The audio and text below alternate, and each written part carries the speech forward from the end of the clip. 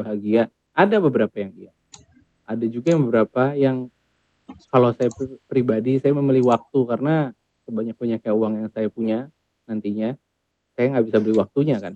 Jadi saya perbanyak momen, perbanyak waktu, makanya saya lebih pilih full time family man karena itu Itu aja aja yang yang nggak nggak bisa bisa digantikan digantikan. waktunya. Apalagi Apalagi saya mengalami sandwich generation, mungkin kalian paham. Jadi ya, ya waktu itu yang paling saya pegang, atau yang prinsip hidup saya ya menikmati momen hidup itu. Dan apa sih goal kalian? Banyak orang yang goal-nya itu pengen jadi, sukses seperti apa? Sukses tuh gimana? Jangan kayak misalkan baru kalian, karena ini banyak kan masih maba ya atau masih awal-awal kuliah, "Aku pengennya IP tinggi," gitu. Apakah itu menjawab goal kalian? Apakah sukses itu adalah IP 3,9 atau IP 4? Ya itu beda-beda, makanya saya bilang tadi, nggak ada yang benar dan nggak ada yang salah. Karena kalian sendiri yang menentukan. Tapi kalau bisa goal itu kalian buat sampai 10 tahun atau sampai 20 tahun ke depan, baru nanti kalian rinci 5 tahun pertama, 10 tahun, 5 tahun kedua, 5 tahun ketiga, 5 tahun keempat. Jadi kalian bisa on track lah atas apa yang kalian jalanin. Nah, berikutnya yang tadi ya, sukses itu apa sih kalian? Dan berikutnya tuh, how do you want to live? Maksudnya mau lifestyle seperti apa yang kalian jalani ke depan? Ada menurut saya juga, eee, kayaknya dia M52. Dia di posisi yang sudah enak di perusahaannya BUMN juga. Cuman dari dulu dia selalu bilang bahwa dia pengen hidup tuh di tempat yang terpencil, damai, dan ya hijau-hijau gitu lah. Kebetulan BUMN-nya tuh di perkotaan saat itu. Ya akhirnya dia resign, dia memilih menjadi businessman dan ya seperti yang dia rencanakan, dia punya peternakan, kayaknya sekarang udah gede banget peternakannya. Sekitar ada 400-an kambing, domba di daerah Blitar. Blitar atau Kediri, saya lupa. Jadi ini kembali, apakah lifestyle apa yang mau kalian inginkan? Karena beda-beda. Sebelum ke slide berikutnya, jadi tahun 2016 itu saya tuh basicnya bukan orang yang rajin-rajin banget di kampus. Maksudnya bukan yang kuliah tuh yang duduk terdepan gitu, enggak gitu-gitu amat sih. Bukan A student juga yang semuanya nilainya A, enggak juga. Ya B, C itu masih B, C dan B itu masih saya syukuri soalnya. Jadi tapi di tahun 2015 saya jadi sering baca. Nah, ada satu orang yang menjadi favorit saya, mungkin bisa next dulu nih. Namanya Robert T. Kiyosaki kalau kalian pernah dengar. Dia itu entrepreneur dari US. Operatornya boleh next dulu nggak?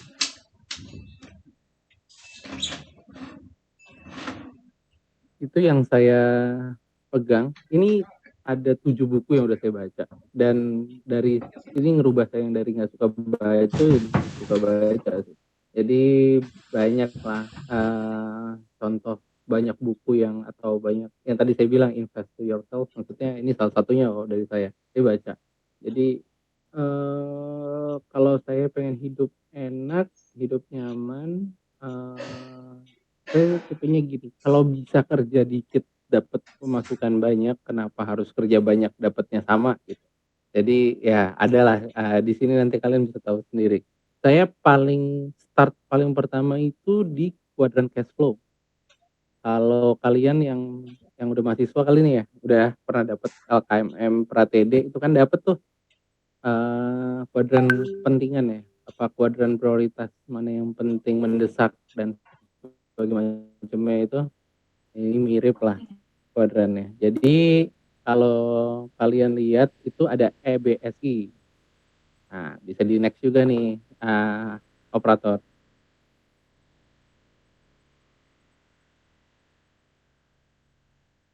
Jadi pemahaman bekerja atau yang bisa saya share itu di sini.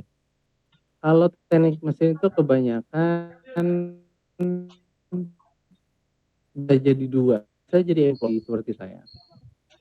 atau bisa menjadi self employee seperti kalau kalian ngambil apa namanya, kursus tentang inspektor NDT, dapat welder, engineer, dapat inspektor welder, itu self employee kalian startnya.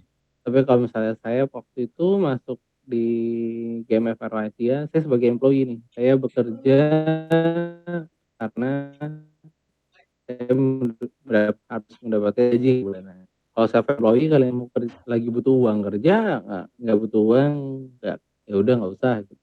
Nah, kalau menurut Kiyosaki ini, dia tuh, nah tadi yang saya bilang juga ya, kalau saya bisa bekerja dengan effort yang rendah, namun penghasilan yang besar, kenapa harus saya bekerja keras gitu. Nah itu sistemnya dia.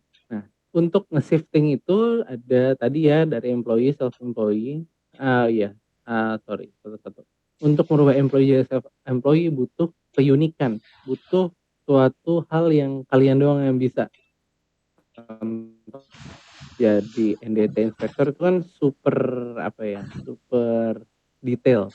Jadi dari employee kalian turun tuh ke self employee. Kalian yang mempunyai pekerjaan itu. Dari kalian yang dipekerjakan menjadi kalian yang punya pekerjaan. Kalau yang relate sama saya self employee itu lebih ke pas saya pindah ke sales misalkan. Ketika saya sales tuh kebanyakan dapat komisi kan. Jadi kalau misalkan kalian mau mendapat komisi yang banyak, ya dapat sales yang tinggi.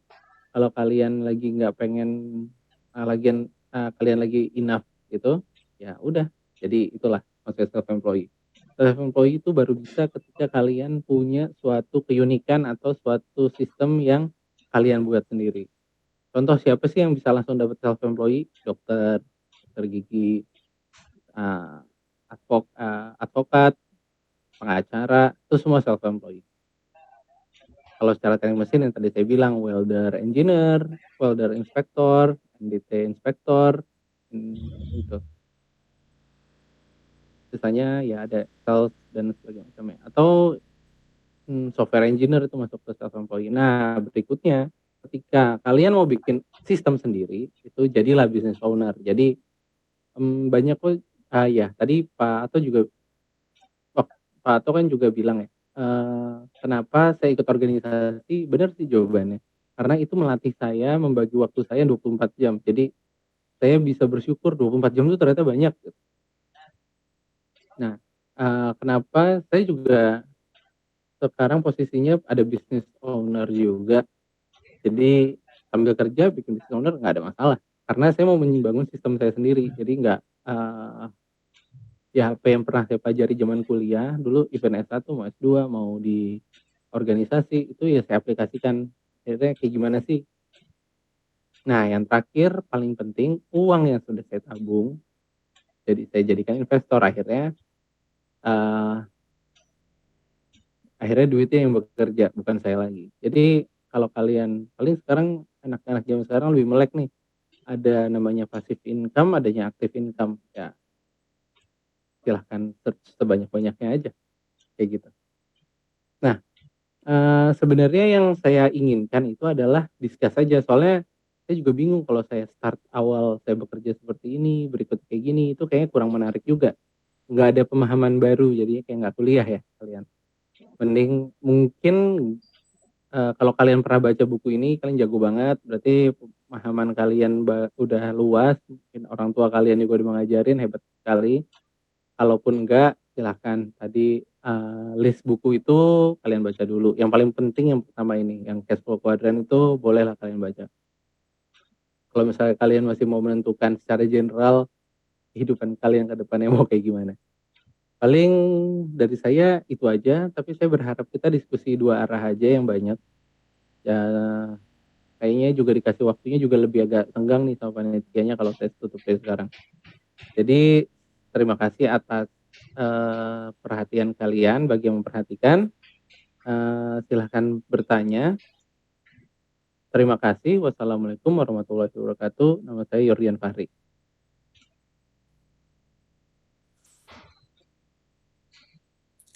Baik.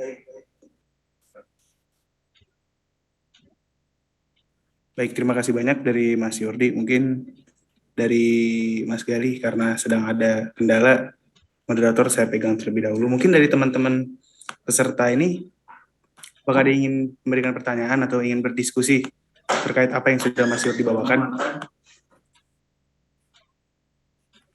Dari peserta dipersilakan untuk resen. Oh iya, untuk pertanyaannya bebas ya, mau tanya apa aja silakan. Baik, terima kasih banyak ya Mas Yordi. Mungkin dari peserta apakah ada ingin yang resen, ingin bertanyakan ke Mas Yordi di sini? Baik, dari Mas Bagus Indrawan dipersilakan. Terima kasih atas kesempatannya. Maaf ini kamera saya hitam gitu, nggak tahu kenapa udah dihidupin padahal. Langsung aja ke pertanyaan. Pak Yordian mau nanya, tadi saya lihat di CV itu internnya pernah di BCG ya? Iya, benar. BCG itu ceritain dong Pak, gimana sih bisa sampai intern di Boston Consulting Group gitu? Oh iya, Itu aja sih Pak. ceritanya agak panjang dan agak ini sih, agak aneh. Jadi 2015-an itu sebenarnya saya udah keterima di GMF. Posisinya belum sidang. Ya entah gimana caranya lah GMF bisa nggak lihat saya tuh masih mahasiswa apa enggak. Akhirnya saya dipindahin di bulan April untuk Mei untuk penerimaan masuknya. Sedangkan saya sudah selesai sidang dan sudah punya SKL itu akhirnya di bulan Desember 2015. Gimana caranya ya, di saat itu LinkedIn kayaknya masih sepi deh. Jadi via LinkedIn, rapiin CV kalian. Oh bagi kalian yang masih mahasiswa, sering-sering update CV ya, jangan lupa. CV nggak harus bagus, tapi CV itu harus efektif. Terus nantinya dari BCG itu ya intern juga ada tesnya. Kayaknya tesnya lebih susah daripada GMF itu. Itu karena sebagai konsultan kalian harus generalis. Oh ya, pekerjaan tuh ada dua. Ada yang generalis, ada yang spesialis. Saya dimulai dari yang generalis. Padahal akhirnya saya di GMF sebagai spesialis. Jadi di Boston itu tes seperti biasa, kebanyakan mereka wawancara terkait logika, contoh misalkan berapa jumlah kucing di Jakarta, ya sebenarnya itu nggak ada jawaban benarnya, cuman logika kalian aja yang dipakai di situ. Terus berikutnya kalau kerja sebagai konsultannya, saya internnya di bagian mining, jadinya ya itu 5 bulan yang sangat lama sih menurut saya waktu itu. Pekerjaannya seperti apa ya perbanyak, sebenarnya kalau di konsultan ya kan goalnya itu adalah memberikan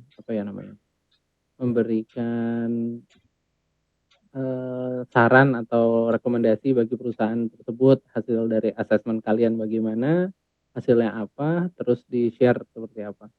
Jadi kalau dibilang menarik nggak menarik, cuman seru sih. Maksudnya kalau kalian zaman sekarang seperti ini, perbanyak aja intern.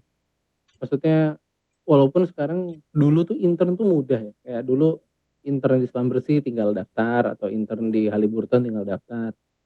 Cuman waktu itu saya pilihnya konsultan karena saya mau tahu kayak gimana sih secara keseluruhan bisnis. Oh itu juga penting nih buat kalian menentukan karir pertama kalian. Kalian tuh mau jadi generalis atau jadi spesialis, itu up to you. Tapi ingat, tahu diri kalian, maksudnya kalau kalian nggak passion di bagian itu, atau kalian nggak punya kekuatan yang cukup di bagian itu, kalian lebih baik mencari karir yang sesuai sama kalian, kekuatan kalian. Kalau kayaknya Mas Bagus pertanyaannya tadi terlalu general. Kalau misalnya mau lebih spesifik, silahkan tanya kembali aja Mas Bagus. Dan nggak usah Pak lah ya, walaupun 10 tahun saya nggak tua itu. Berarti Mas aja nih. Silahkan. Mungkin selanjutnya itu udah intern di BCG 2016, intern di BCG 2016 pindah ke GMF ya, tadi saya lihat di CV-nya. Betul. Itu ada alasan tersendiri nggak lanjutin di BCG pindah ke GMF? Oke. Karena apa Mas? Jadi karena penerimaan saya di 2015, saya terpaksa udah tanda tangan kontrak, jadinya di bulan Mei saya harus masuk ke GMF. daripada nganggur kan ya, dari Januari sampai Mei itu 5 bulan, Mei